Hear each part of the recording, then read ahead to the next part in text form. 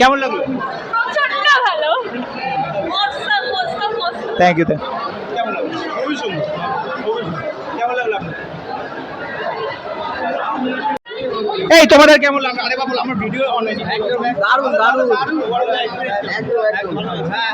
দারুণ দারুণ অসাধারণ। গান ফানগুলো অ্যাকশন জাস্ট সেরা, অসাধারণ, চরম লেভেল।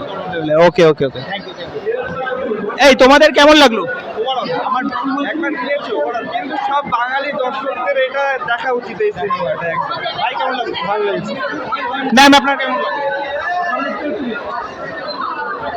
এই কেমন লাগলো তোমাদের? আমার তো খুব ভালো। ভালো লেগেছে।